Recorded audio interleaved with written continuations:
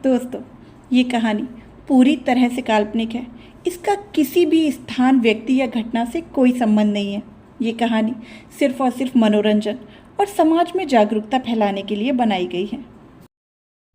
शादी एक इश्क की शुरुआत सीज़न 2 का आज हम देख रहे हैं एपिसोड नंबर 3। इससे पहले के एपिसोड मैंने प्लेलिस्ट में मेंशन कर दिए हैं, तो आप उन्हें वहां जाकर देख सकते हैं। तो चलिए शुरू करते हैं आज का ये नया एपिसोड। बॉडीगार्ड को डरता देखकर आव्या सिर घुमाकर उस लड़के को देखने लगती है, पर आव्या जैसे ही सिर घुमाने वाली होती है तभी वो लड़का दूसरी ओर देखने लगता है, जिस वजह से आव्या ये बिल्कुल नहीं देख पाती कि वो उसे देख रहा था। बॉडीगार्ड की रंगत अचानक ही बदल जाती है और वो बहुत ही पोलाइट होकर बोलता है, मैम आप बॉस को चेक कर सकती हैं। बॉडीगार्ड के बोलने पर आव्या एक नज़र उसे देखती है, फिर कुछ सामान लेकर उस लड़के की तरफ बढ़ जाती है। आव्या एक नज़र उस लड़के को देखती है जो अब तक बिंदास होकर सिगरेट पी रहा था। आव्या ये देखकर तुरंत उसके मुंह से सिगरेट लेती है। आव्या के ये करते ही उस लड़के की मुट्ठी कस जाती है। आव्या सिगरेट एक बॉडीगार्ड की ओर बढ़ाते हुए कहती है, हॉस्पिटल में सिगरेट पीना मना है, इसे फेंक दो। सारे बॉडीगार्ड्स आव्या को ऐसे देख रहे थे जैसे उसकी जान की प्रार्थना कर रहे हों। सभी बॉडीगार्ड्स को अच्छे से याद है कि जब उस लड़के को ऐसे ही एक डॉक्टर ने सिगरेट छीनकर फेंकी थी तो किस तरह बेरहमी से उसने उस डॉक्टर का हाथ काट दिया था। वो लड़का अपनी गर्दन पर हाथ फेरने लगता है। उसे ऐसे देखकर बॉडीगार्ड आव्या के बारे में सोचने लगते हैं कि अब उसकी क्या हालत होगी। बॉडीगार्ड जब सिगरेट नहीं लेता तो आव्या खुद जाकर उसे डस्टबिन में फेंक देती है और उस लड़के को देखकर उसके सीने को देखने लगती है। खून पूरी टी शर्ट पर लग चुका था। ब्लैक टी शर्ट होने के बावजूद खून का लाल रंग बहुत अच्छे से दिख रहा था। आव्या उसके चेहरे को देखते हुए पूछती है, ये चोट कैसे लगी? वो इस सवाल का कोई जवाब नहीं देता, बल्कि एक बॉडीगार्ड बोलता है, बॉस को। बॉडीगार्ड इतना ही बोलता है कि आव्या उसे अपना हाथ दिखा देती है। बॉडीगार्ड की आधी बात मुंह में ही रह जाती है। आव्या उस लड़के को देखते हुए कहती है, मैंने इनसे पूछा है ना कि किसी और से। आव्या के ऐसे बोलने से उस पर कोई इफेक्ट नहीं पड़ता। वो बिल्कुल चुप होकर बैठा था। जब बहुत देर तक कोई जवाब नहीं देता तो आव्या उसके सीने को देखते हुए कहती है, अपनी टी शर्ट उतारो। आव्या की बात जैसे ही उसके कान में जाती है वो अपने हाथों को पीछे करके अपने बैग पर रखी गन को पकड़ता है और एकदम सर्द आवाज में कहता है, यू ऑर्डर्ड मी। लड़के की आवाज़ सुनते ही आव्या उसे देखते हुए कहती है, यस आई ऑर्डर्ड यू, अब जल्दी उतारो। वो अब आव्या के चेहरे पर हल्का झुकते हुए उसकी आंखों में देखते हुए बोलता है, यू नो वॉट, जब मुझे कोई ऑर्डर देता है ना तो मुझे बहुत गुस्सा आता है, एंड मैं गुस्से में क्या कर जाता हूँ मुझे खुद नहीं पता होता। बोलते ही वो अपनी बैग से गन निकाल लेता है। आव्या नॉर्मली जवाब देती है, ओह तो ये तुम्हारी बीमारी है, इट्स ओके, मेरे पास इसका भी इलाज है। बोलते ही आव्या उसकी शर्ट को बीच से कैंची से काट कर फाड़ देती है। एक बॉडीगार्ड आगे बढ़ने को होता है, पर वो लड़का उसे अपने हाथ के इशारे से पीछे होने के लिए कहता है और अपनी पकड़ी गन को छोड़कर बेड को पकड़ लेता है। आव्या अब किसी पर भी ध्यान दिए बिना अपना काम करने लगती है। उसकी चोट को पूरी तरह से ड्रेसिंग करने के बाद आव्या अपनी पर्ची निकालकर पेन लेती है और कुछ दवाई लिखने के बाद उससे पूछती है, नाम क्या है?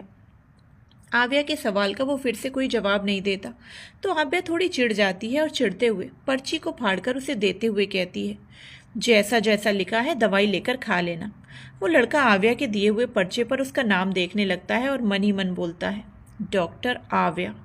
पर्ची ना लेने की वजह से आव्या उसे बेड पर रखती है और जल्दी से अपना बैग उठाकर केबिन से बड़बड़ाते हुए निकल जाती है। वहीं वो लड़का आव्या को जाते हुए देखता रहता है। आव्या के जाने के कुछ देर बाद डॉक्टर अंदर आते हुए थोड़े डर के भाव से कहता है, I am sorry mister Rudra, mail doctor को अर्जेंटली किसी काम से जाना पड़ा, इसीलिए फीमेल डॉक्टर आई, मुझे अभी अभी पता चला, आइंदा से ऐसी कोई गलती नहीं होगी। उसकी बात सुनकर रुद्र सर्द आवाज में कहता है, इस डॉक्टर के अलावा अगर कोई डॉक्टर मेरे पास आई तो ये हॉस्पिटल नहीं शमशान बन जाएगा। रुद्र का ऐसा बोलना वहाँ मौजूद सभी के लिए हैरानी से भरा हुआ था। रुद्र अपनी जैकेट को उतारता है और फिर अपनी टी शर्ट निकालकर एक बॉडीगार्ड के ऊपर फेंक देता है। बॉडीगार्ड जल्दी से कैच कर लेता है। बाहर से एक बॉडीगार्ड आकर रुद्र को न्यू टी शर्ट देता है तो रुद्र उसे पहनकर जैकेट पहनता है और गन को उठाकर अपनी बैग में रखता है। इतना करते ही वो आव्या की दी हुई पर्ची को अपनी पॉकेट में रखकर केबिन से निकल जाता है। इधर काव्या खुद में बड़बड़ाते हुए कैसे कैसे पेशेंट्स को हैंडल करना पड़ता है, ना खुद बोलेगा ना किसी को बोलने देगा। बोलते हुए आव्या घर के अंदर जाकर दरवाज़ा बंद कर लेती है। वो दरवाज़ा बंद करके बैग को सोफे पर रखकर आदित्य के कमरे की ओर बढ़ जाती है। आव्या कमरे के अंदर जाकर देखती है तो आदित्य बेड पर काव्या की मूर्ति को गले लगाए सो रहा था। आव्या आदित्य के पास जाती है और उसके माथे के बालों को हटाते हुए सहलाती है। फिर उसके माथे पर किस करके कहती है, आई लव यू डैडा। आव्या कमरे से बाहर जाती है। बाहर जाते ही उसे सौरभ दिखता है जो दोनों के लिए डिनर लगा रहा था। आव्या सौरभ को देखते ही पूछती है, चाचू डैडा ने डिनर किया? सौरभ डिनर सर्व करते हुए जवाब देता है, हाँ मैंने करवा दिया है, तुम भी फ्रेश होकर आओ, डिनर करते हैं। आव्या हाँ में सिर हिलाकर अपना बैग लेकर कमरे में जाती है। कुछ देर बाद आव्या फ्रेश होकर आती है और चेयर पर बैठ जाती है। सौरभ खाते हुए बोलता है, तुमने जैसा कहा था मैंने आदि का नाम मेंटल हॉस्पिटल से हटवा दिया है। आव्या हाँ में सिर हिलाकर खाने लगती है। थोड़ी देर तक दोनों के बीच बिल्कुल शांति होती है। फिर सौरभ कुछ सोचते हुए कहता है, I think you are right princess. आदि की मेंटल हेल्थ हॉस्पिटल से ज़्यादा यहाँ पर ठीक होती जा रही है। आव्या सिर उठाकर सौरभ को देखती है, फिर नज़रें झुकाए फिर से खाने लगती है। अगली सुबह पटना में ध्रुवंश बॉक्सिंग बैग पर पंच किए जा रहा था। दर्श जिस रूम के अंदर आते हुए बोलता है, इंतज़ार की घड़ी खत्म, आज ही डैड किंग बनने की कंडीशन सामने रखेंगे। ध्रुवंश रुककर दर्श को देखा और फिर से पंचिंग बैग पर मारते हुए बोलता है, अंकल आपको तो पता होगा ना कि आखिर किंग की कंडीशन क्या होगी। ध्रुवंश का सवाल सुनकर दर्श ना में सिर हिलाकर कहता है, मुझे कैसे पता होगा? खून एक है मतलब ये नहीं कि सोच भी एक होगी। ध्रुवंश पंचिंग बैग पर मारते मारते एकदम से रुक जाता है और दर्श को देखने लगता है। दर्श ध्रुवंश की नज़रों को कंफ्यूज्ड होकर देखता है। ध्रुवंश उससे नज़रें हटाकर टॉवल लेकर अपना पसीना पोंछता है और बिना कुछ बोले कमरे से निकल जाता है। दर्श वहीं खड़ा रह जाता है और ध्रुवंश को देखता रह जाता है। कुछ देर बाद वो भी कुछ सोचते हुए कमरे से निकल जाता है। दर्श अपने कमरे की ओर जा ही रहा था, तभी उसे श्रेष्ठा कमरे में दिखती है। श्रेष्ठा बेड पर बैठकर लैपटॉप पर कुछ कर रही थी। वो उसके पीछे दीवार को देखता है जिस पर ध्रुव, श्रेष्ठा और ध्रुवंश की बड़ी सी तस्वीर थी। उस वक्त ध्रुवंश बच्चा था। ध्रुव ने श्रेष्ठा की कमर पर हाथ रखा था और श्रेष्ठा को ही देख रहा था। श्रेष्ठा ध्रुवंश को गोद में लिए ध्रुव की आंखों में देख रही थी। ये देखकर दर्श को अपने दिल में थोड़ा दर्द होता है। दर्श श्रेष्ठा के सीरियस चेहरे को देखते हुए मन में कहता है, काश कि महबूबा मैं तुम्हें कहीं जाने ही नहीं देता तो ध्रुव की जगह इस वक्त मैं होता। कितना प्यार करती थी तुम मुझसे, पर मैं तुम्हें प्यार करता ही रह गया। मैं अब भी तुमसे बहुत प्यार करता हूँ, लेकिन चाहकर भी मैं कुछ नहीं कर सकता। तुम्हें मैं अपना नहीं बना सकता।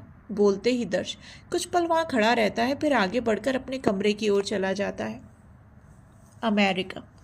एक कमरे के दीवार पर लगी टीवी पर एक वीडियो चल रहा था। वीडियो में नैना अपने आंसू भरी नज़रों से सामने देखते हुए बिल्कुल सुकड़ रही थी और डर के भाव लिए बोल रही थी, प्लीज़ प्लीज़ मुझे छोड़ दो, मुझे तुमसे बहुत डर लगता है। उसके सामने खड़ा रुद्रांश उसके पास बैठता है तो नैना पीछे हटते हुए ज़ोर ज़ोर से रोने लगती है। रुद्रांश नैना के चेहरे को देखता, फिर उसके और करीब जाकर उसके आंसुओं को पोंछते हुए कहता है, ये आंसू ही तो नहीं देख सकता तुम्हारी आंखों में, पर तुम मेरी बात सुनती ही कहाँ हो। रुद्रांश के छूने से नैना डर से कांपने लगती है। नैना अपने चेहरे को घुटनों के बीच छुपाकर रोते हुए कहती है, तुमने मेरे भाई और भाभी को मार दिया। क्यों मार दिया उन्हें? रुद्रांश नैना के छुपे चेहरे को देखते हुए कहता है, नहीं मारना चाहता था, लेकिन वो दोनों हमारे बीच आ रहे थे इसीलिए मार दिया। मैं तुम्हें खुद से दूर नहीं रख सकता।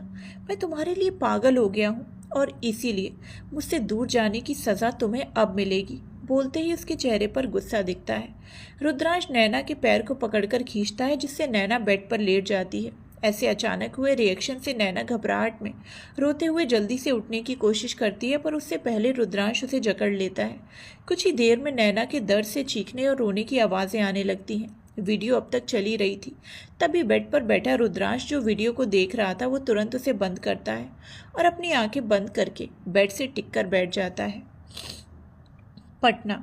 किंग का विला के एक साइड में किंग अपनी पूरी फैमिली के साथ रहता था और दूसरी साइड में किंग के सारे काम हुआ करते थे। इस वक्त किंग अपनी चेयर पर बैठा था। ये चेयर सिर्फ किंग के लिए बनाया जाता है। इसमें बस हीरे लगे हुए थे जो बहुत ज़्यादा चमक रहे थे। किंग के राइट साइड में टाइगर खड़ा था और किंग के लेफ्ट साइड में डी यानी कि ध्रुवंश। माफिया वर्ल्ड में कभी भी उन्हें उनके रियल नाम से नहीं जाना जाता था। किंग अपनी जगह से उठता है, टाइगर और डी के कंधे पर हाथ रखता है। जैसे ही टाइगर किंग के हाथ को अपने कंधे पर महसूस करता है तो सर्द नज़रों से किंग को देखने लगता है, क्योंकि उसे किसी का छूना बिल्कुल पसंद नहीं था। वहीं रुद्रांश, जो टाइगर को फ़ोन पर देख रहा था, वो अपने ब्लूटूथ पर टैप करके बोलता है, tiger don't, please calm down. King दोनों के कंधे पर थोड़ा कसकर पकड़ते हुए कहता है, बहुत इंतज़ार रहा होगा कि न्यू किंग टाइगर और डी में से कौन बनेगा। ऐसा बोलते हुए वो अपना भाषण देना शुरू करता है। वहीं टाइगर का गुस्सा वक्त के साथ बढ़ता ही जा रहा था।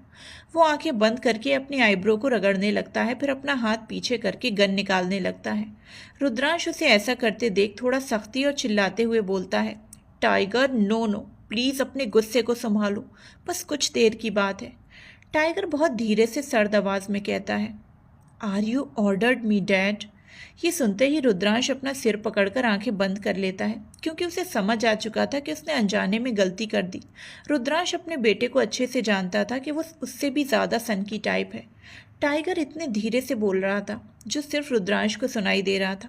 टाइगर फिर से बोला, डैड यू नो ना कि मुझे कोई ऑर्डर देता है तो क्या होता है। रुद्रांश उधर से कुछ बोलता, तभी उस हॉल में गन शूट की आवाज़ आती है। गन शूट की आवाज़ सुनकर सभी सामने देखने लगते हैं। टाइगर के हाथ में गन थी और उसने सामने एक बॉडीगार्ड पर शूट किया था। ये वही बॉडीगार्ड था जो रुद्रांश के साथ वीडियो कॉल में कनेक्ट था।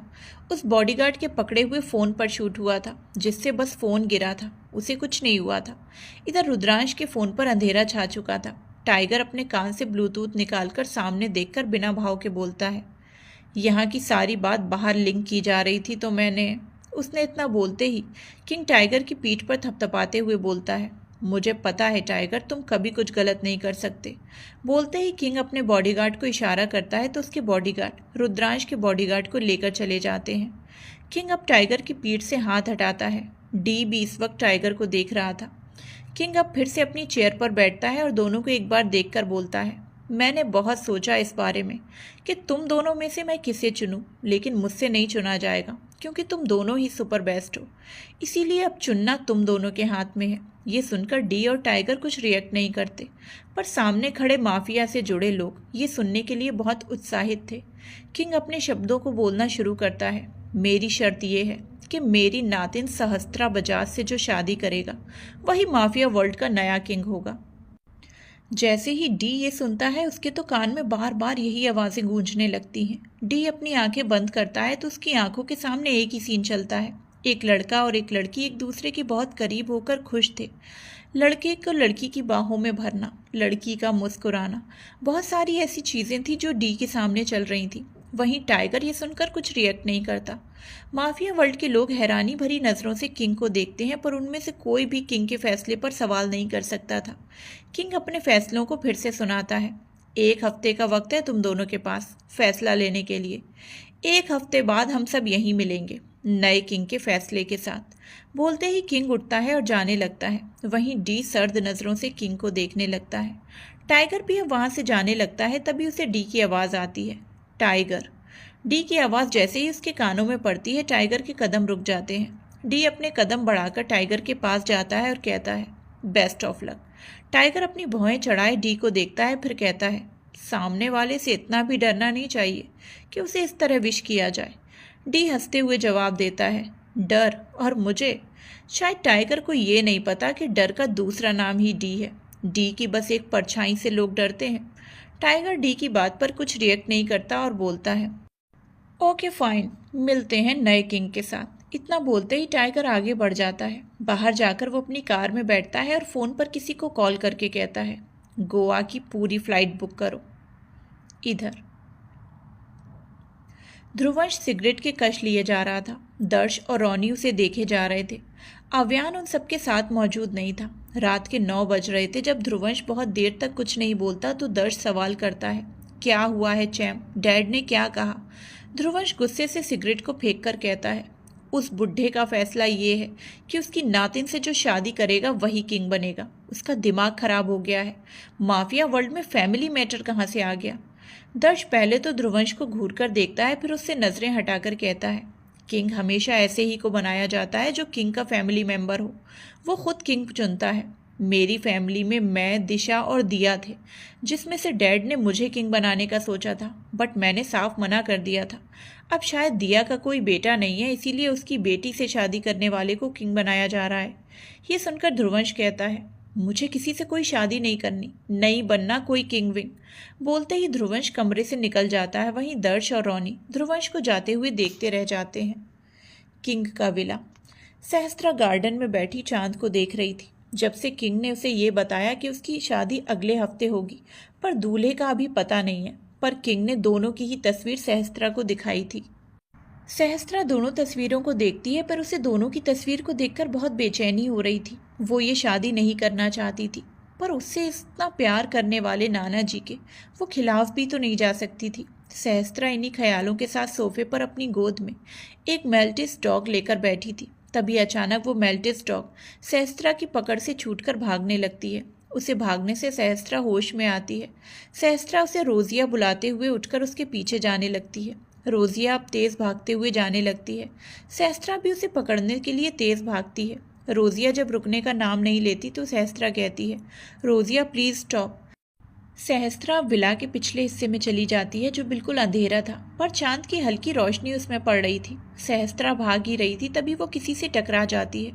टकराते ही वो इंसान उसे कमर से पकड़ लेता है। सहस्त्रा डर से अपनी आंखें बंद कर लेती है, पर कुछ वक्त तक जब उसे एहसास होता है कि किसी ने उसे पकड़ा हुआ है, तो वो अपनी आंखें धीरे से खोलती है। सामने वाले इंसान को देखकर उसे पहचानने की कोशिश करती है, पर वो पहचान नहीं पाती, क्योंकि इस इंसान ने इस वक्त अपने चेहरे को काले कपड़े से कवर करके रखा था, जिसमें बस उसकी आंखें दिख रही थी, जो बिल्कुल खाली सी थी। सहस्त्रा उसकी आंखों में पूरी तरह से खुद को खो देती है। सहस्त्रा को वो आंखें बहुत ज़्यादा जानी पहचानी लग रही थी, लेकिन उसे याद ही नहीं आता कि उसने इन आंखों को कहाँ देखा है। वो इंसान सहस्त्रा को सही से खड़ा करता है, तभी रोजिया भौंकते हुए आने लगती है। वो इंसान बिना किसी को देखे रस्सी पेड़ पर फेंकता है। हुक की वजह से वो अटक जाती है। उसके सहारे वो दीवार पर बहुत तेजी से चढ़कर उस पार कूद जाता है। रोजिया दीवार के सामने भौंकती रह जाती है और सहस्त्रा उसे देखती रह जाती है। सक्सेना हाउस। ध्रुवंश अपने कमरे में सोफे पर बैठा हुआ वायलिन बजा रहा था। इस वक्त उसकी आंखें बंद थीं और उसके सामने एक लड़की का चेहरा था। वो अपने वायलिन की धुन के साथ गाने लगता है। तेरी मेरी मेरी तेरी प्रेम कहानी है मुश्किल, दो लफ्ज़ों में ये बयां ना हो पाए। एक लड़का एक लड़की की ये कहानी है नई, दो लफ्ज़ों में ये बयां ना हो पाए। एक दूजे से हुए जुदा जब एक दूजे के लिए बने। तेरी मेरी तेरी प्रेम कहानी है मुश्किल, दो लफ्ज़ों में। ध्रुवंश अपने ख्यालों में खोया हुआ था। उसकी आंखों के सामने एक ऐसा सीन था जिसमें ध्रुवंश टेरेस पर खड़ा था और उसके सामने एक लड़की मुस्कुराते हुए खड़ी थी। उसके हाथ ध्रुवंश के सीने पर थे। ध्रुवंश ने भी उसका एक हाथ पकड़ा हुआ था। तुमसे दिल जो लगाया, दो जहां मैंने पाया, कभी सोचा ना था ये मीलों दूर होगा साया। क्यों खुदा तूने मुझे ऐसा ख्वाब दिखाया, जब हकीकत में उसे तोड़ना था। एक दूजे से हुए जुदा जब एक दूजे के लिए बने। तेरी मेरी बातों का हर लम्हा सबसे अनजाना, दो लफ्ज़ों में। हर एहसास में तू है, हर एक याद में तेरा अफसाना, दो लफ्ज़ों में ये बयां ना हो पाए। ध्रुवंश भी उस लड़की को देखकर बहुत सुकून भरा महसूस कर रहा था। तभी अचानक वो लड़की ध्रुवंश को टेरेस से धक्का देती है। ध्रुवंश ने उसके हाथ को इतना टाइट नहीं पकड़ा था, जिसकी वजह से उसका हाथ फिसल जाता है और वो टेरेस से सीधा नीचे गिर जाता है। गाते गाते ध्रुवंश रुक जाता है, पर उसके हाथ बहुत तेज़ी से वायलिन पर चल रहे थे।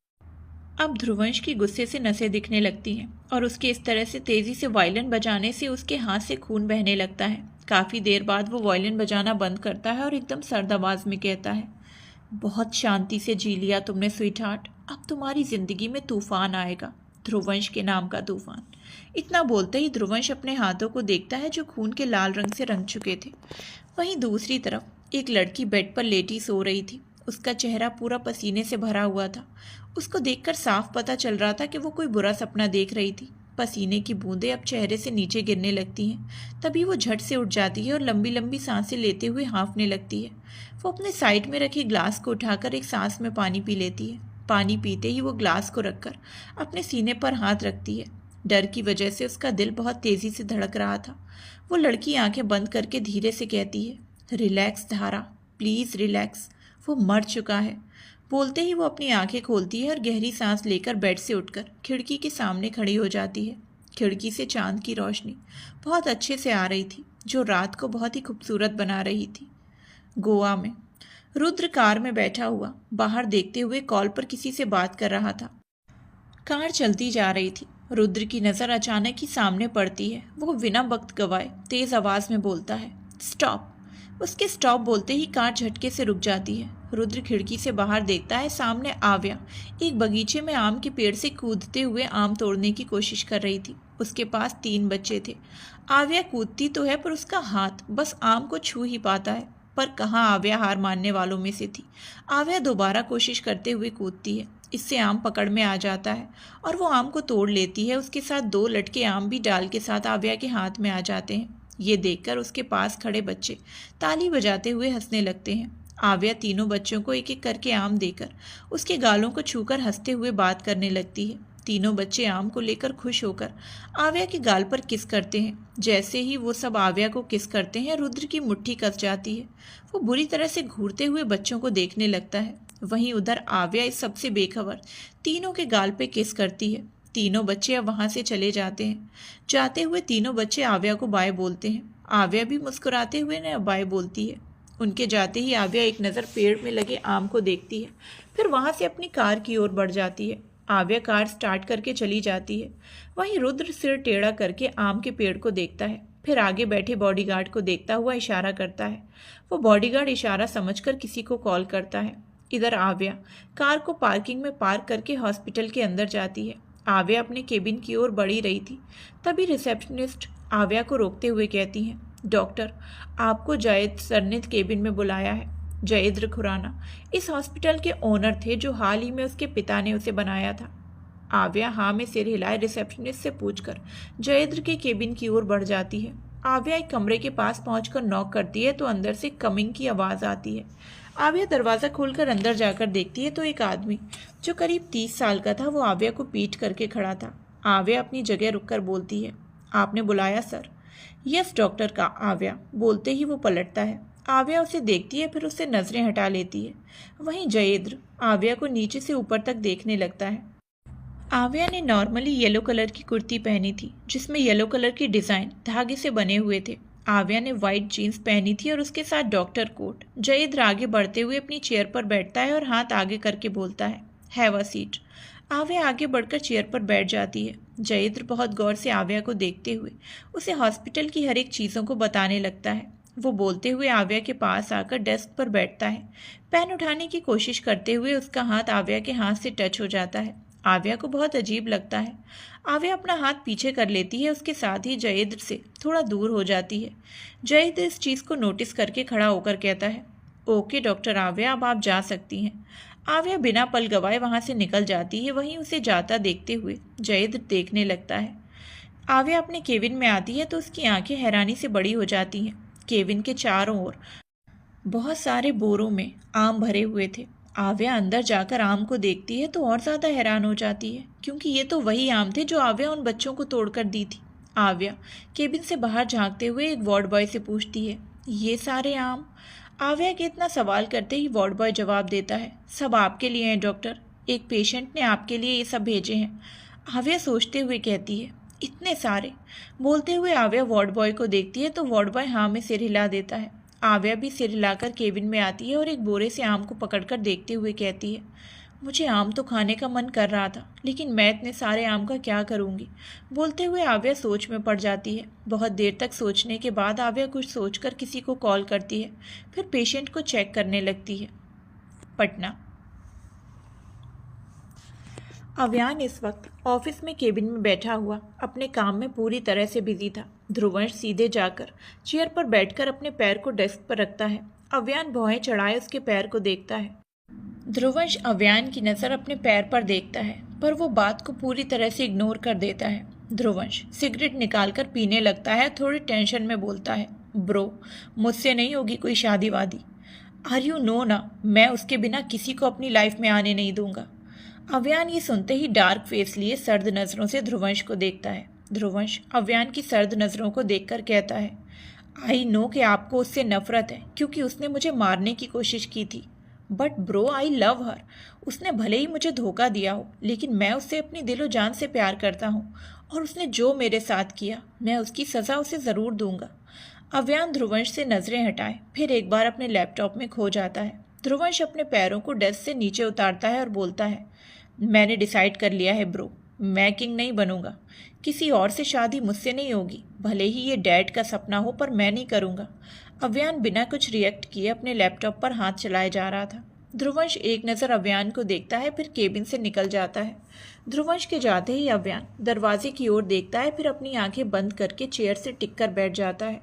आंखें बंद करते ही अव्यान के सामने ध्रुवंश का खून से लथपथ चेहरा दिखता है। चेहरा दिखते ही अव्यान उस दर्द के पल में खो सा जाता है। ध्रुवंश टेरेस से गिरकर सीधे कार के ऊपर गिरा था। ध्रुवंश का सिर फट जाता है और उसके मुंह से भी खून बहने लगता है। ध्रुवंश टेरेस के ऊपर ही देख रहा था जिसमें उसे एक लड़की की परछाई दिख रही थी, क्योंकि टेरेस बहुत ऊंचा था। अव्यान जो इस होटल में किसी मीटिंग की वजह से आया हुआ था, वो ध्रुवंश को ऐसे देखकर दौड़कर उसके पास जाता है।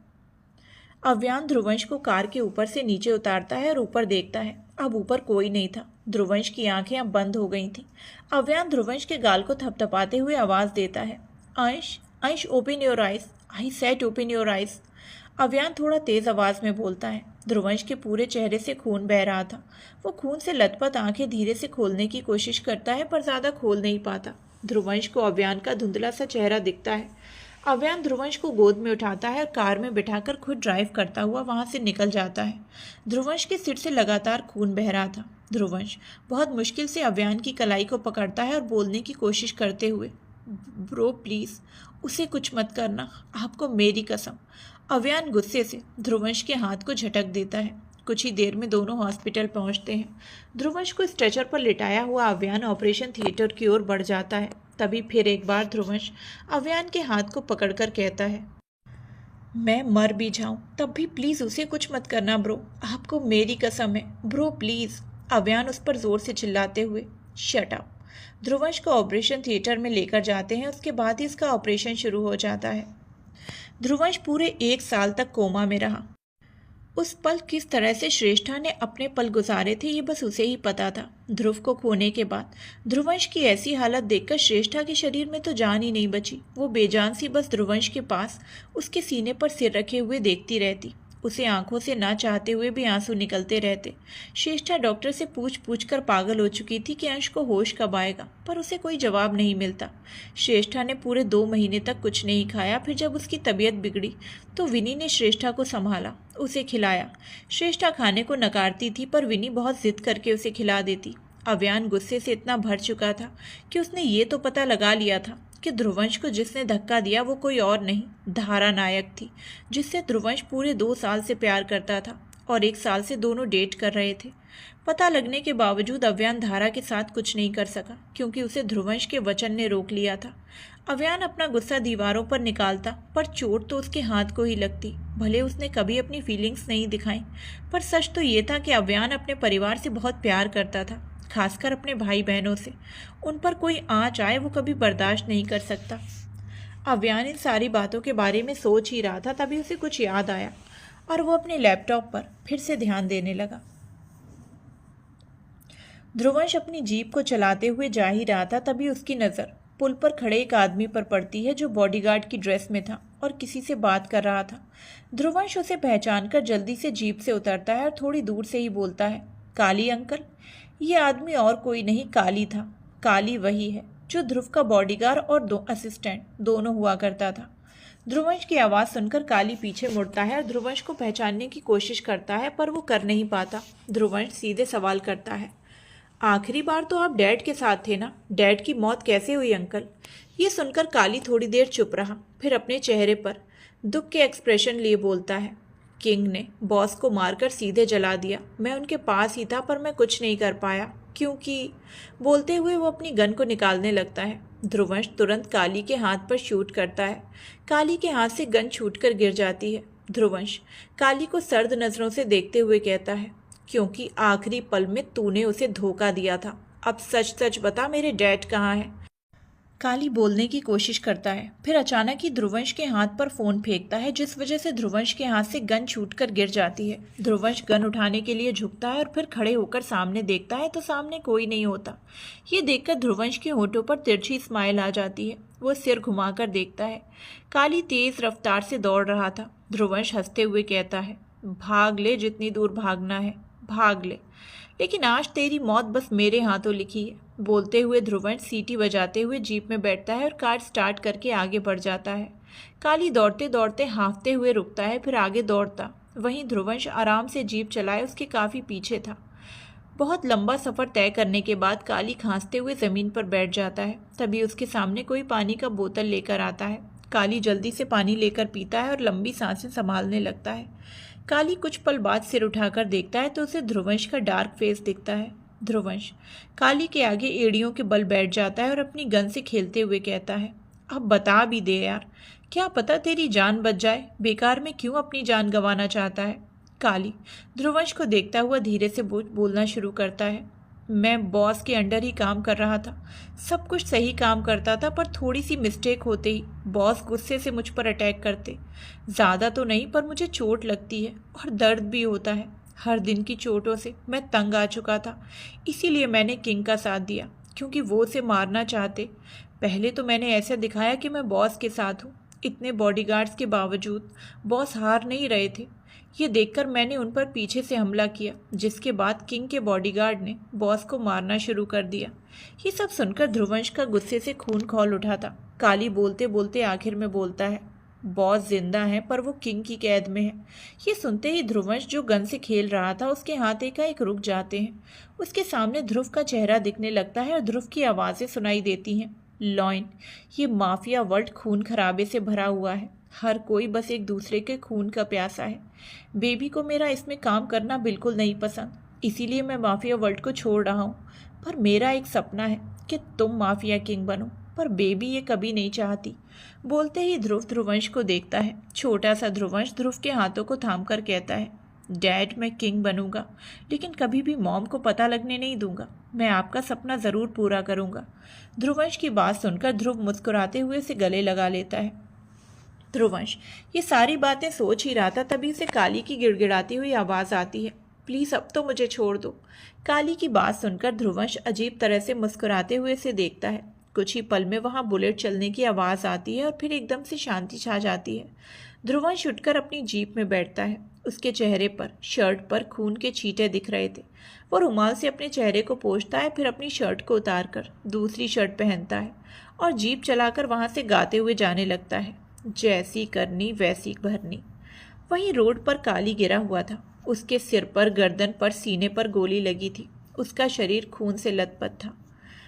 इधर विक्रम काव्या के हाथ को पकड़े हुए उसके चेहरे को एकटक देख रहा था। विक्रम की आंखों में ना जाने पर काव्या के हाथ को छूकर एक खुशी थी। विक्रम हाथ पकड़ने के साथ काव्या के हाथ को सहला भी रहा था। वो काव्या की बंद आंखें और मुरझाए चेहरे को देखकर मुस्कुराते हुए बोलता है, नित्या, तुम ना सही, लेकिन तुम्हारा चेहरा मेरे सामने है। तुम्हें पता है, तुम्हारे जाने के बाद तुम्हारे चेहरे को देखने के लिए मैं पल पल तरसा हूँ। मेरे जीने की वजह, हमारे प्यार की निशानी हमारी बेटी थी, पर अब तो वो भी मुझसे दूर हो गई। बोलते हुए विक्रम के चेहरे पर उदासी छा जाती है। विक्रम काव्या के हाथ को अपने होठों से चूमकर कहता है, अब जीने की वजह बस तुम्हारा ये चेहरा है। अब चाहे कुछ भी हो जाए, पर मैं तुम्हारे चेहरे को खुद से कभी दूर नहीं होने दूंगा। विक्रम इतना बोलकर काव्या के चेहरे को गौर से देखने लगता है। विक्रम की नज़र काव्या के चेहरे से होकर उसके होठों पर टिक जाती है। विक्रम काव्या के होठों पर नित्या के होठों को देख पा रहा था, जिसके रस को वो बहुत प्यार से पिया करता था। विक्रम धीमे से उठता है और काव्या के ऊपर झुककर उसके माथे को चूम लेता है। माथे को चूमकर वो काव्या के चेहरे को बहुत करीब से देखता है। फिर एक बार विक्रम की नज़र काव्या के होठों पर रुक जाती है।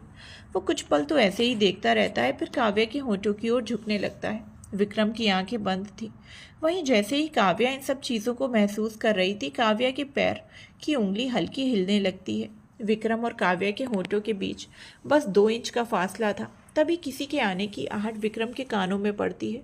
वो झट से आंखें खोलकर पीछे हो जाता है। तभी कमरे का दरवाज़ा खुलता है और अव्यान अंदर आता है। अंदर आते ही अव्यान की नज़र सीधे विक्रम के काव्या के पकड़े हुए हाथ पर चली जाती है और जैसे ही वो ये देखता है इसका चेहरा एकदम से डार्क हो जाता है। वो अपनी सर्द नज़रों से विक्रम को देखता है। विक्रम जल्दी से काव्या का हाथ छोड़कर उससे दूर होकर बोलता है, वो मैं काव्या को देखने आया था। डॉक्टर ने काव्या की इस मंथ की रिपोर्ट्स मांगी हैं, तो मैं बस चेक कर रहा था कि सब कुछ ठीक तो है ना। अव्यान विक्रम के बोलने पर एक सख्त वरी आवाज़ में बोलता है, मॉम को देखने के लिए मैं हूँ और मैंने आज ही सारी रिपोर्ट्स जमा कर दी हैं, तो आपको इन सब चीज़ों की फ़िक्र करने की कोई ज़रूरत नहीं है। और मैं पहले भी बोल चुका हूँ, मेरी मम्मा से दूर रहिए। विक्रम अव्यान के सख्त भरे चेहरे को देखकर अब कमरे से निकल जाता है। अव्यान उसके जाते ही धीरे धीरे आगे बढ़कर काव्या के पास स्टूल पर बैठ जाता है। अव्यान काव्या के चेहरे को गौर से देखने लगता है। तभी अचानक उसकी नज़र काव्या के हाथ पर जाती है जिसे विक्रम ने पकड़ा था। अव्यान उठकर वॉशरूम से एक बाउल में पानी लाता है और एक कपड़ा और साबुन। अव्यान काव्या के हाथ को नीचे करके उस पर साबुन लगाकर अच्छे से साफ करने लगता है। 15 मिनट तक अव्यान काव्या के हाथ को साफ करता है, फिर पानी डालकर साबुन के सारे झाग को हटाता है। उसके बाद सूखे कपड़े से काव्या के हाथ को पोंछता है। हल्का पानी लगते ही वो कपड़ा हल्का गीला होता है। उसी कपड़े से अव्यान काव्या के चेहरे को पोंछता है। काव्या के हाथ को धीरे से बेड पर रखकर अव्यान बाउल और कपड़े को वॉशरूम में पहुंचा देता है। अव्यान वापस आकर स्टूल पर बैठता है और अपना सिर काव्या के पेट पर रखकर आंखें बंद करके काव्या के हाथ को पकड़कर अपने गाल पर रख लेता है। अव्यान अपनी माँ की छुअन को महसूस करने लगता है। गोवा आव्या बेड पर बैठी थी। उसकी गोद में आदित्य सिर रखे सो रहा था। आदित्य ने आव्या के एक हाथ को कसकर पकड़ा हुआ था। आव्या अपने दूसरे हाथ से आदित्य के बालों को सहला रही थी। सौरभ दरवाजे पर खड़ा होकर बाप बेटी को देख रहा था। बहुत देर तक वैसे ही दोनों को देखता है, फिर कमरे की ओर चला जाता है। आव्या गहरी सोच में थी और सोचते सोचते ही उसे नींद आ जाती है। वो वैसे ही बैठी हुई सो जाती है।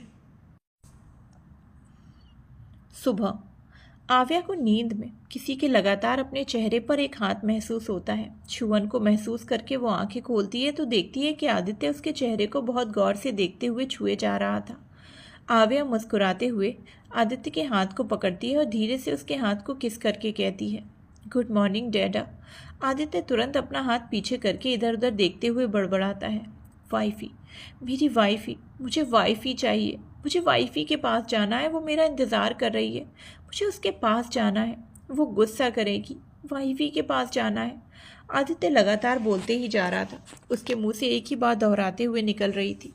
आव्या आदित्य को संभालने की कोशिश करते हुए इसके बाजुओं को पकड़कर कहती है, डैडा प्लीज़ शांत हो जाइए, हम लोग मम्मा के पास जाएंगे। आदित्य अचानक ही चिल्लाता है। आव्या को समझ आ जाता है कि आदित्य ज़रूर उस दिन को याद कर रहा है। आव्या आदित्य को कसकर पकड़ लेती है।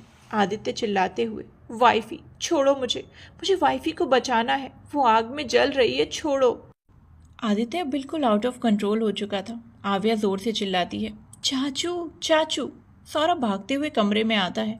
आदित्य को ऐसे देखकर सौरभ इधर उधर देखने लगता है। सौरभ की नज़र ड्रॉर पर जाती है। वो जल्दी से ड्रॉर से एक इंजेक्शन निकालता है और आदित्य के हाथ में इंजेक्ट करता है। कुछ ही पलों में आदित्य बेहोश हो जाता है। आव्या आदित्य के बेहोश होते ही रोने लगती है। आव्या रोते हुए कहती है, सब कुछ तो अच्छा चल रहा था, कितने खुश थे हम लोग, सारी फैमिली कितनी ज़्यादा खुश थी। आखिर क्या बिगाड़ा था हमारे परिवार ने? हमारे परिवार को क्यों छीन लिया? क्यों किया ऐसा चाचू? बोलते ही आव्या सिसकते हुए रोने लगती है। सौरभ आव्या के कंधे पर हाथ रखकर कहता है, कमज़ोर पड़ने का वक्त नहीं है प्रिंसेस। आव्या सिर उठाकर अपनी भीगी आंखों से सौरभ को देखती है और फिर कुछ सोचते हुए आंसुओं को पोंछकर बेड से उठती है और जाते हुए कहती है, मैं हॉस्पिटल के लिए रेडी होने जा रही हूँ। बोलते बोलते वो कमरे से निकल जाती है। सौरभ आदित्य को एक नज़र देखता है और खुद भी निकल जाता है। कुछ 1 घंटे बाद आव्या रेडी होकर सीधे जाने लगती है। डाइनिंग टेबल पर इंतज़ार कर रहा सौरभ आव्या को बिना खाए जाते हुए देखकर आवाज़ देता है, प्रिंसेस नाश्ता। आव्या बिना रुके जाते हुए कहती है, इमरजेंसी है चाचू, मैं कैंटीन में खा लूँगी। बोलकर आव्या बाहर चली जाती है। पटना।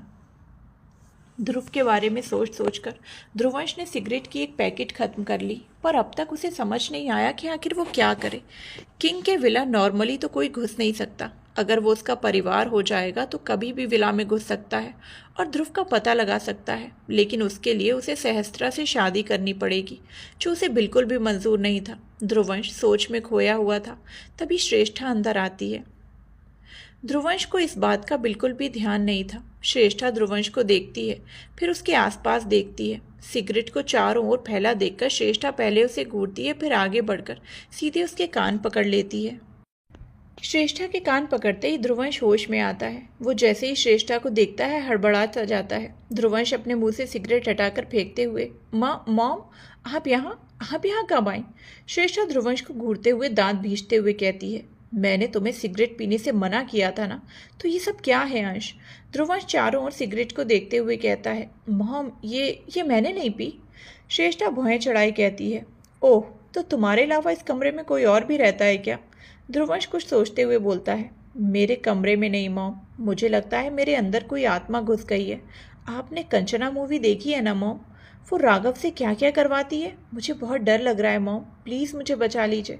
बोलते ही ध्रुवंश श्रेष्ठा की कमर में हाथ लपेट अपना चेहरा उसके पेट में छुपा लेता है। ध्रुवंश की हरकत देखकर श्रेष्ठा ना चाहते हुए भी हंसने लगती है और ध्रुवंश के बालों को सहलाने लगती है। ध्रुवंश सिर उठाकर श्रेष्ठा को देखता है और कहता है, मॉम, आप हंसते हुए बहुत प्यारी लगती हैं। ये सुनकर श्रेष्ठा घूरते हुए ध्रुवंश से बोलती है, मस्का लगा रहे हो? ध्रुवंश नाव में सिर हिलाता है और उठकर श्रेष्ठा को सोफे पर बिठाकर घुटनों के बल खड़ा होता है। ध्रुवंश श्रेष्ठा के दोनों हाथों को पकड़कर बोलता है, मॉम, आई थिंक आपको मेरी जनरेशन में होना चाहिए था। सच्ची, अगर आप मेरी जनरेशन में होती ना तो मैं आपसे ही शादी करता। श्रेष्ठा मुस्कुराते हुए कहती है, अगर मैं तुम्हारी जनरेशन में होती तब तो तुम पैदा ही नहीं हुए होते।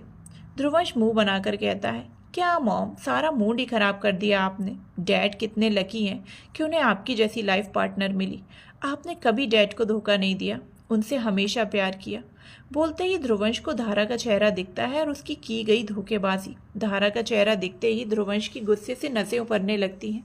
वो उठकर जल्दी से वॉशरूम चला जाता है। वहीं श्रेष्ठा नासमझी में वॉशरूम की ओर देखती है। फिर जब वो ध्रुवंश की बातों पर गौर करती है तो श्रेष्ठा के मुंह से एकाएक निकलता है, धोखा? इट मीन्स अंश को धोखा मिला है। होटल। सहस्त्रा अपने फ्रेंड्स के बुलाने पर होटल पहुंचती है। होटल के सबसे लास्ट फ्लोर पर उसे बुलाया गया था। सहस्त्रा लिफ्ट में घुसती है। वहां एक कपल और 2-3 आदमी मौजूद थे। सेकंड फ्लोर आते ही 2 आदमी निकल जाते हैं। चौथे फ्लोर पर फिर एक आदमी उतरता है। तभी श्रेष्ठा लिफ्ट में मौजूद इंसानों को देखती है, जिसमें अव्यान भी मौजूद था। वो अपने कान पर ब्लूटूथ लगाए आंखें बंद करके खड़ा था। तो वहीं दूसरे साइड कपल एकदम चिपक कर खड़े थे। सहस्त्रा जल्दी से उनसे अपनी नजरें हटा लेती है। कुछ वक्त बाद सहस्त्रा को दोनों कपल्स का एक दूसरे को किस करने की आवाज़ सुनाई देती है। सहस्त्रा भी अपनी आंखें बंद कर लेती है। उसे ये सब कुछ बहुत अजीब लग रहा था। 6 फ्लोर में दोनों कपल भी उतर जाते हैं। लिफ्ट बंद होकर फिर से चलने लगती है। तभी अचानक लिफ्ट की लाइट्स बंद हो जाती हैं और वो रुक जाती है। सहस्त्रा कस के अपनी आंखें बंद करके लंबी लंबी सांस लेने लगती है। अव्यान टॉर्च जलाकर लिफ्ट को चेक करने लगता है। जब उसे समझ आता है कि लिफ्ट खराब हो गई तो वो अपने बॉडीगार्ड को कॉल करता है। अव्यान कॉल कट करके जैसे ही जाने के लिए मुड़ता है, सहस्त्रा झट से उसके गले लग जाती है। सहस्त्रा की सांसें बहुत ज़्यादा तेज थीं। सहस्त्रा अव्यान के सीने से लगकर सिसकने लगती है। वहीं सहस्त्रा के ऐसा करने पर अव्यान की मुट्ठी कस जाती है। वो अपने आसपास कभी किसी लड़की को बर्दाश्त नहीं कर सकता था। सहस्त्रा अब काँप भी रही थी और वो काँपते हुए कहती है, लाइट जलाइए प्लीज़, मुझे अंधेरे से बहुत डर लगता है। सहस्त्रा की बात सुनकर अव्यान को कुछ याद आता है और वो टॉर्च ऑन करके सहस्त्रा को देखने लगता है। सहस्त्रा पूरी पसीने से भीगी हुई थी। उसके होंठ कांप रहे थे और उसने इस वक्त आंखें बंद कर रखी थी। सहस्त्रा कुछ पल तो ऐसे ही कांपने लगती है, फिर अचानक बेहोश हो जाती है। अव्यान उसे कमर से पकड़ लेता है। सहस्त्रा वो अव्यान की बाहों में झूल रही थी। तभी लाइट्स आती हैं और लिफ्ट चलने लगती है। 9th फ्लोर पर लिफ्ट आकर रुकती है और वो खुल जाती है। लिफ्ट खुलते ही रोनी अंदर जाकर बोलता है, आप ठीक हैं? अव्यान हाँ में सिर हिलाकर सहस्त्रा को देखता है। सहस्त्रा आवाज़ के साथ 2 लड़कियां थोड़ी परेशान होकर अंदर आती हैं। एक लड़की अव्यान को देखकर कहती है, सर प्लीज़ आप सहस्त्रा को कमरे तक छोड़ दीजिए। अव्यान सहस्त्रा के चेहरे को देखता है, फिर उसे गोद में उठा लेता है। दोनों लड़कियां रास्ता दिखाते हुए कमरे तक ले जाती हैं। कमरे में जाते ही अव्यान सहस्त्रा को बेड पर लेटाता है। दोनों लड़कियां उसे कुछ बोलने ही वाली होती हैं कि अव्यान तुरंत तेज कदमों से बाहर निकल जाता है। दोनों उसे ऐसे देखकर एक दूसरे को देखती हैं, फिर एक साथ कहती हैं, बड़ा अजीब आदमी है। गोवा। आव्या सौरभ से झूठ बोलकर बिना खाए हॉस्पिटल आई थी। आव्या को आदित्य की हालत देखकर कुछ खाने का मन नहीं था। वो भूखे रहकर ही पेशेंट्स को चेक कर रही थी। सारे पेशेंट्स को चेक करने के बाद आव्या वॉशरूम जाती है और अपने फेस को धोकर बाहर आती है। केबिन में आते ही उसकी नज़र चेयर पर बैठे रुद्र पर जाती है। उसके 2-4 बॉडीगार्ड्स उसके पीछे खड़े थे। रुद्र अपने फ़ोन में बिजी था। उसे देखकर आव्या आगे बढ़ने को होती है, तभी अचानक उसे चक्कर आने लगते हैं। आव्या खुद को संभालती है और कुछ पल रुककर आगे जाकर चेयर पर बैठ जाती है। आव्या के बैठते ही एक बॉडीगार्ड आगे बढ़कर कहता है, डॉक्टर, बॉस के सीने में पेन हो रहा है। आव्या बॉडीगार्ड को घूरते हुए कहती है, उसका मुंह नहीं है क्या? जब देखो तुम लोग ही बोलते रहते हो। बॉडीगार्ड कुछ बोलने को होता है पर रुद्र उसे अपना हाथ दिखाकर रोक लेता है। केबिन में शांति छा जाती है। शांति को देखते हुए आव्या कहती है, ठीक है, अपने बॉस से कहो वो बेड पर लेट जाए और तुम सब बाहर जाओ। सारे बॉडीगार्ड्स आव्या के बोलने पर नहीं जाते, पर रुद्र के इशारा पाते ही एक एक करके आव्या को देखते हुए चले जाते हैं। रुद्र बेड पर बैठ जाता है। आव्या अपना कुछ सामान लेकर उठती है, फिर एक बार उसे चक्कर आने लगते हैं। वो जल्दी से चेयर को पकड़कर अपने आप को संभालती है, फिर कुछ पल रुककर रुद्र के पास चली जाती है। रुद्र को शांति से बैठा देखकर आव्या बोलती है, अपनी शर्ट उतारो। रुद्र एक नज़र आव्या को देखता है और अपनी शर्ट उतारकर साइड में रख देता है। आव्या रुद्र की चोट को देखती है और उसे अच्छे से साफ करते हुए दवाई लगाने लगती है। आव्या को अब सारी चीज़ें धुंधली दिखने लगती हैं। रुद्र की नज़र तो बस आव्या के चेहरे पर ठहरी थी। आव्या दवाई लगाते लगाते अचानक चक्कर आने से सीधे रुद्र के शर्टलेस सीने से लग जाती है। रुद्र आव्या के ऐसे गिरने से सिर टेढ़ा करके उसे देखने लगता है। आव्या के दोनों हाथ रुद्र के सीने पर थे। रुद्र थोड़ा झुकता है और आव्या की गर्दन को सूंघने लगता है। उसका बिहेवियर एक सन की टाइप था, जिससे लड़कियां उसके सामने आने से भी डरती थीं। जिस लड़की ने भी उसके करीब आने की कोशिश की, दूसरे दिन उसकी मौत की खबर न्यूज़ में होती। रुद्र आव्या की स्मेल लेकर उसे देखता है। अभी भी उसने आव्या को टच नहीं किया, बस आव्या उसके सीने से लगी हुई थी। काफ़ी देर तक दोनों उसी पोजीशन में रहते हैं। फिर रुद्र आव्या को छूने वाला होता है, पर उसे कुछ होता है और तुरंत हाथ पीछे कर लेता है। रुद्र 2 से 3 बार ऐसा ही करता है, पर आव्या को बिल्कुल नहीं छूता। वो फ़ोन निकालकर किसी को कॉल करता है। कुछ ही पल में 2 डॉक्टर अंदर आते हैं। उनके साथ रुद्र का बॉडीगार्ड भी थे, पर वो रुद्र के इशारे से चले जाते हैं। डॉक्टर आगे बढ़कर आव्या को छूने ही वाले होते हैं, तभी रुद्र की सर्द भरी आवाज़ आती है, डोंट टच हर। दोनों डॉक्टर रुद्र की आवाज़ सुन डर के भाव लिए एक दूसरे को देखने लगते हैं और ये भी सोचने लगते हैं कि आखिर बिना टच किए वो दोनों कैसे चेक कर सकते हैं। दोनों को चुपचाप खड़ा देखकर रुद्र दोनों पर चिल्लाता है, इमीडिएटली चेक हर। रुद्र सिर झुकाए जवाब देता है, सर हमें इन्हें चेक करने के लिए छूना पड़ेगा। ये सुनकर रुद्र दोनों को घूरता है पर कुछ नहीं बोलता। डॉक्टर सिर झुकाए आव्या को टच करके चेक करता है। डॉक्टर के टच करते ही रुद्र आंखें बंद करके अपनी गर्दन पर हाथ फेरने लगता है। दूसरा डॉक्टर ये देखकर डर से पीछे हो जाता है। डॉक्टर को आव्या को चेक करने में बहुत प्रॉब्लम हो रही थी, क्योंकि आव्या अब तक उसी पोजीशन में थी। डॉक्टर फिर एक बार बहुत मुश्किल से बोलता है, सर आप इन्हें बेड पर लिटा दीजिए, ऐसे चेक करना बहुत मुश्किल है। रुद्र आंखें खोलकर उसे देखता है, फिर कहता है, आई वोंट टच हर, इसीलिए चुपचाप ऐसे ही चेक करो। डॉक्टर चुपचाप बहुत मुश्किल से आव्या को चेक करता है, फिर कहता है, भूखे रहने से बेहोश हुई हैं, इससे ज़्यादा कुछ नहीं है। रुद्र तुरंत कमरे से निकलने के लिए कहता है। दोनों जल्दी से निकल जाते हैं। रुद्र अपनी पॉकेट से एक छोटी सी बॉटल निकालता है और आव्या के बॉक्स में से इंजेक्शन लेकर उसमें एक दवाई को भरता है। रुद्र आव्या के कंधे के नीचे हाथ पर इंजेक्शन इंजेक्ट करता है। ये एहसास होते ही आव्या के चेहरे पर एक दर्द सा उभरता है। इस दौरान भी रुद्र की एक उंगली तक आव्या के शरीर को टच नहीं करती। रुद्र आव्या के चेहरे को देखता है और आव्या का चेहरा रुद्र के सीने में पूरी तरह से छुपा हुआ था। रुद्र छोटी सी बॉटल को फिर से अपनी पॉकेट में रखता है और इंजेक्शन को डस्टबिन में फेंक देता है। रुद्र अपने दोनों हाथों को बेड पर रखकर अपना चेहरा ऊपर करके आंखें बंद कर लेता है। पटना। सहस्त्रा बेड पर बैठी हुई बार बार लिफ्ट में हुई सीन के बारे में सोच रही थी। तभी उसकी एक दोस्त ग्लास में जूस बढ़ाते हुए कहती है, तुम ठीक हो ना सहस्त्रा? सहस्त्रा हाँ में सिर हिला देती है और उसके हाथ से जूस का ग्लास लेती है। एक बार पीकर वो कुछ सोचते हुए कहती है, मैं यहाँ तक कैसे आई? सहस्त्रा के ये पूछने पर दूसरी दोस्त आकर बेड पर बैठाते हुए कहती है, एक अजीब हार्टलेस फीलिंगलेस पर्सन तुम्हें यहाँ लेकर आया। तुझे पता है उसने हमसे एक शब्द तक बात नहीं की। सहस्त्रा की पहली दोस्त का नाम काजल तो दूसरी दोस्त का नाम जूही। काजल जूही की कहते ही जल्दी से कहती है, जो भी हो पर वो बहुत ज़्यादा हॉट था यार, मैंने तो उस पर सर्च भी किया। नाम है अव्यान सिंघानिया। टॉप पोजीशन में उसकी कंपनी आती है और हैरानी की बात तो ये है कि उसकी एक भी फ़ोटो सोशल मीडिया में नहीं है। जूही उसे हैरानी से देखते हुए कहती है, अगर सोशल मीडिया में उसकी फ़ोटो नहीं है तो तुझे उसके बारे में कैसे पता चला? काजल अपना सिर खुजलाते हुए कहती है, एक्चुअली मैं इन्हीं की कंपनी में इंटर्नशिप देने गई थी तो मुझे वहाँ पता चल गया। काजल और जूही जहाँ दोनों बातों में मग्न थी तो वहीं सहस्त्रा को बस अभियान का चेहरा याद आ रहा था। सहस्त्रा को इतना खोया हुआ देखकर जूही उसके कंधे को थपथपाते हुए होश में लाती है और कहती है, उसके बारे में ज़्यादा मत सोच। तू भले किसी के बारे में भी सोच ले लेकिन उसके बारे में मत सोचना। यार वो बात ही नहीं करता, फीलिंग नहीं दिखाता। ऐसे इंसान के साथ आखिर कौन रह सकता है? मेरा तो दिमाग ही खराब हो जाएगा। सहस्त्रा सिर हिलाकर कहती है, मैं क्यों उसके बारे में सोचूंगी? वैसे भी मेरी तो शादी होने वाली है। काजल और जूही एक साथ बोलती हैं, हाँ तूने हमें बताया तो था। फिर काजल सहस्त्रा के हाथ को पकड़कर कहती है, यार तू एक बार अपने पेरेंट्स को मना करके देख ले। तेरी उम्र ही क्या है, बस 21 की तो है तू। शादी करने के लिए बहुत समय है तेरे पास। सहस्त्रा अब सोच में पड़ जाती है। सच तो था कि वो बस 21 साल की है, लेकिन वो अपने नाना जी की बात कभी नहीं टाल सकती थी। सहस्त्रा सोच में पड़ी रही। काजल और जूही उसे सोचते हुए देखते रहे। इधर धारा इस वक्त एक छोटे से मार्केट में सब्जियां खरीद रही थी। वो यहाँ से वहाँ चलते हुए सब्जियों के दाम पूछ पूछ कर सब्जियां ले रही थी। वहीं ब्लैक कार में बैठा ध्रुवंश उसे बहुत गुस्से से देख रहा था। उसका तो मन कर रहा था कि वो अभी भरे बाजार में उसकी जान ले ले। धारा सारा सामान लेने के बाद ध्रुवंश की ओर आने लगती है। धारा का पूरा ध्यान उसकी सब्जियों पर था।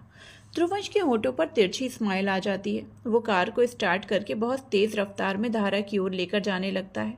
धारा जैसे ही इतनी स्पीड में कार को देखती है तो हटने को होती है, पर उसे मौका ही नहीं मिलता। ध्रुवंश की कार से धारा को साइड से धक्का लगता है। स्पीड बहुत तेज होने की वजह से धारा के हाथ से दोनों थैलियां गिर जाती हैं और वो एक रोड पर बहुत जोर से गिरती है। धारा के हाथ और पैर में चोट लग जाती है। वहां पर मौजूद लोग रुकी हुई कार को देखते हैं क्योंकि ध्रुवंश ने टक्कर मारने के बाद ही कार रोक दी थी। मिरर से धारा को देख रहा था। धारा अपनी चोट को देखती है, फिर बैठे बैठे ही अपनी सब्जियों को उठाने लगती है। सब्जियों को देखकर उसकी आंखों में आंसू आ जाते हैं क्योंकि वो सब कुछ पूरी बर्बाद हो चुकी थी। धारा नम आंखों से कार की ओर देखती है। ध्रुवंश जैसे ही धारा के आंसुओं को देखता है तुरंत आंखें बंद कर लेता है क्योंकि उसे धारा के आंसू बर्दाश्त नहीं थे। वहीं इकट्ठा हुई भीड़ ध्रुवंश को बाहर आने के लिए कहती है। आवाज से ध्रुवंश का ध्यान उन लोगों पर जाता है। ध्रुवंश शीशे को नीचे करके गन दिखाता है तो सारे लोग पीछे हो जाते हैं। ध्रुवंश एक नज़र मिरर पर डालता है। अब धारा अपने हाथ में पड़े पैसे देखती है जिसमें बस 5 रुपए ही थे। ये देखकर ध्रुवंश शीशे को ऊपर करता है और धारा को देखते हुए कहता है, ये तो बस शुरुआत है। तुम्हें मैं इस हद तक रुलाऊंगा कि तुम्हें आंसू पोंछने तक का वक्त नहीं मिलेगा। बोलते ही वो तेज रफ्तार में वहां से चला जाता है। धारा रोड से उठती है और अपनी दोनों थैलियों में भरी बर्बाद सब्जियों को देखती है और धीरे से कहती है, ये सारी तो खराब हो गई। मेरे पास तो अब पैसे भी नहीं है। बोलते हुए वो एक कदम चलती है। तभी उसके पैर में बहुत तेज दर्द होता है, पर वो कुछ कर भी नहीं सकती थी। धारा उसी दर्द में धीरे धीरे चलते हुए जाने लगती है। आसपास के लोग उसे बस देखते रहते हैं। धारा आखिरकार अपने घर पहुंचती है और किचन में दोनों थैलियों को रखकर अपने हाथ पैर धोती है और अपनी चोटों पर हल्दी लगाती है। उसके बाद ही सारी सब्जियों को वो धोने लगती है। एक गरीब के लिए बर्बाद सब्जियां भी बहुत मूल्य होता है। धारा उन्हें एक बर्तन में रखती है और कुछ सब्जियों को काटने लगती है। सब्जियां काटते हुए अचानक उसका हाथ कट जाता है। आह की आवाज़ के साथ धारा अपने हाथ को देखती है। उसके हाथ से अब खून बह रहा था। खून को देखकर धारा के सामने एक धुंधली सी याद आने लगती है। फ्लैशबैक। धारा सब्जियां काट ही रही थी तभी उसका हाथ हल्का कट जाता है। आह की आवाज़ के साथ वो हाथ को देखती है। तभी ध्रुवंश उसके हाथ को पकड़ लेता है और थोड़ा गुस्से से कहता है, तुम्हें मना किया था मैंने। देखो अब लग गई ना, कितना खून बह रहा है। बोलते ही ध्रुवंश धारा को स्लैब पर बिठा देता है। ध्रुवंश फर्स्ट एड बॉक्स लाकर धारा के पास रखता है और उसके हाथ को अपने मुंह में लेकर खून को चूस लेता है। धारा गौर से उसे देखने लगती है। ध्रुवंश भी धारा को देख रहा था। ध्रुवंश धारा की उंगली को अपने मुंह से निकालकर उस पर दवाई लगाता और बैंडेज कर देता। इतना करते ही ध्रुवंश धारा के हाथ को चूमकर कहता है, स्वीटहार्ट, खुद को हर्ट करने की कभी कोशिश मत करना। तुम्हारा हर दर्द मुझे यहाँ लगता है। बोलते हुए वो अपने दिल पर पॉइंट करता है। धारा ध्रुवंश की आंखों में देखते हुए कहती है, हनी, इतना प्यार मत करो मुझसे। वरना मैं बर्दाश्त नहीं कर पाऊंगी।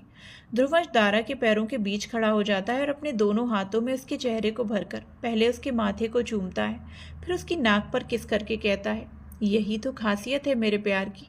सिर्फ प्यार ही नहीं, जुनूनियत हो तुम मेरा। मेरा प्यार और जुनूनियत की कोई हद नहीं है स्वीटहार्ट, धारा एकदम से सवाल करती है। और नफरत? ध्रुवंश कंफ्यूज्ड होकर धारा को देखता है। धारा पलके झपकाते हुए कहती है, तुम्हारी नफरत की हद तो होगी। ध्रुवंश धारा की प्यारी प्यारी आंखों में देखते हुए कहता है, नहीं, नफरत की भी कोई हद नहीं है मेरी। पर इतना बोलते ही ध्रुवंश धारा को और करीब खींचता है और कहता है, तुम मेरी नफरत के लिए नहीं बनी हो। Just I totally love you sweetheart. बोलते ही ध्रुवंश धारा को अपने सीने से लगा लेता है। धारा खोई हुई सामने की ओर देखती रहती है। Flashback and. धारा ये सब सोच ही रही थी। सोचते हुए धारा खुद की हालत देखती है। जब ध्रुवंश उसके साथ था तब उसने धारा के लिए एक फार्म हाउस खरीदा था जो बहुत बड़ा था। धारा उस वक्त काफ़ी अच्छे से रहा करती थी और अब तो वो एक टूटे फूटे घर में रहती है। अफसोस उसे इस बात का नहीं था कि उसने ध्रुवंश का इतना बड़ा सा फार्म हाउस गंवा दिया, बल्कि उसे इस बात का अफसोस था कि कोई उससे इतना प्यार करता था और उसे ही उसने गंवा दिया। वैसे भी उस फार्म हाउस को छोड़कर खुद धारा आई थी। धारा ने खुद के हाथों से अपनी ज़िंदगी नर्क बना ली थी। धारा इन सभी चीज़ों को सोच सोच कर नीचे फर्श पर बैठ जाती है और दीवार से सटकर रोने लगती है। धारा बहुत कमज़ोर थी। वो किसी से लड़ना नहीं जानती थी। उसने हमेशा चुप रहना सीखा था, या यूँ कहें कि उसे हमेशा चुप रहना ही सिखाया गया हो। हर किसी की कमज़ोरी होने की एक वजह होती है। धारा के पास भी एक वजह है जिस वजह से वो हमेशा कमज़ोर पड़ जाती। धारा का रोना ऐसे ही बढ़ते जा रहा था। ऐसा लग रहा था जैसे वो अपनी ज़िंदगी से हार चुकी हो, फिर भी वो जी रही है। वहीं दूसरी तरफ आव्या जब अपनी बेहोशी से जागती है तो खुद को किसी के शर्टलेस सीने पर पाती है। पहले तो वो कुछ समझ नहीं पाती, लेकिन जब सिर उठाकर देखती है तो हड़बड़ाहट में तुरंत पीछे हो जाती है। आव्या की नज़र घड़ी की ओर जाती है जिसमें पूरे 4 घंटे बीत चुके थे। आव्या ये देखकर रुद्र से चिढ़ते हुए कहती है, 4 घंटे से मैं बेहोश पड़ी हूँ। कम से कम मुझे उठाकर बेड पर तो लिटा सकते थे, या फिर बेहोशी से जगा भी तो सकते थे। आव्या के ये तरह से बोलने पर रुद्र कोई जवाब नहीं देता, बल्कि वो दूसरी ओर देखने लगता है। आव्या उसकी हरकत पर और ज़्यादा चिढ़ जाती है। आव्या पैर पलटकर जाने ही लगती है कि उसे रुद्र की आवाज़ सुनाई देती है जो कह रहा था, आई थिंक तुमने अपना पूरा काम नहीं किया। आव्या मुड़कर रुद्र को देखती है और फिर उसकी चोट को, जिस पर उसने बैंडेज नहीं किया था। आव्या जल्दी से उसके पास आती है और बैंडेज करके कहती है, अब तुम्हें यहाँ आने की ज़रूरत नहीं है। रुद्र बेड से उठता है और अपनी शर्ट पहनते हुए आव्या को बिना देखे चला जाता है। आव्या उसे जाता हुआ देखती रहती है। देखते हुए ही वो कहती है, कितना खड़ूस इंसान है। बोलकर वो अपना सिर झटक कर सारे सामान को समेटने लगती है।